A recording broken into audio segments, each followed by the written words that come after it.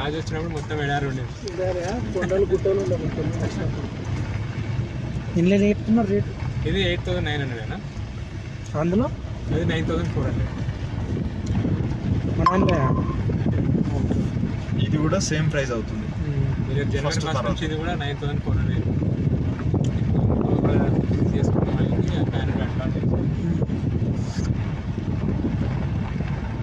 ఇవన్నీ కూడా 3 to 4 months old trees. So ఒక ప్లాట్ సైజ్ ఎంత ఉంది ఇందులో? 120 అన్న. 120లో ఏమేమి వస్తున్నాయి? 120లో మీకు 9 ప్లాంట్స్ వస్తాయి.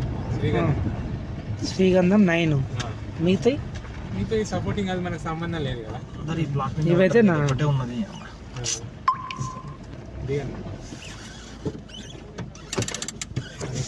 వస్తుంది అన్న.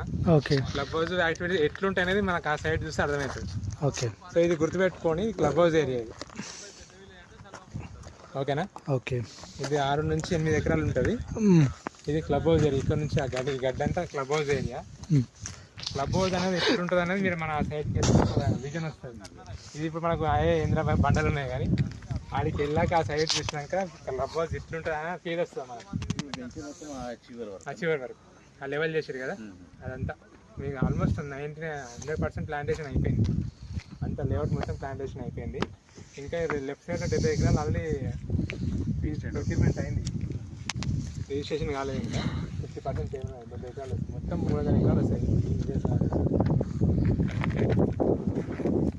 ఇక్కడ నుంచి మనకు కొమ్మరెల్లి 19 చేయాలన్నా. అలాగే మనం రైట్ టర్న్ తీసుకున్నాం కదా, ఆ ట్యాంక్ నుంచి స్ట్రేట్ వెళ్తే మనకు కొమ్మరెల్లి 18 వస్తుంది. కొండపోచమ్మ టెంపుల్ ఉంటుంది, ఐడియా ఉందా? కొండపోచమ్మ 9 వస్తుంది. ఓకే. సో మనకు మళ్ళీ అక్కడ ఏదో మన కరీంనగర్ హైవే చూసుకుంటే సిద్దిపేట మనకు కొడకన్లా వస్తుంది, చూసినావా? కొడకన్లా సబ్స్టేషన్ ఉందా, 220 kV సబ్స్టేషన్. ఆ దాటిన రైట్ కూడా సక్కేడికి వస్తాం. ఇప్పుడు ఇది ఏరియా జయదేవ్పూరా? ఇది సాల్వాపూర్. సాల్వాపూర్ ముందు అది జగదేవ్పూర్. అంటే మనం కిజర్ నుంచి వచ్చాం కాబట్టి ఇట్లా వచ్చేది. ఇట్లా వస్తే కనుక మన కరీంనగర్ హైవే నుంచి వస్తే కనుక ఆ కొడకన్ల దగ్గర 220 kV సబ్స్టేషన్ ఉంటుంది పెద్దది. దాని పక్కన వస్తాం రాంపూర్ తండ అని ఒక రోడ్ ఉంటుంది, సబ్వే. అక్కడ నుంచి వస్తే చక్కగా ఇది ఒకటే రోడ్, 14 కిలోమీటర్ల నుంచి మెయిన్ హైవే. కరీంనగర్ హైవేకి 14-15 వస్తుంది సైడ్కి మన గేట్ కాడికి. సాల్వాపూర్ విలేజ్ అన్నట్టు ఇది.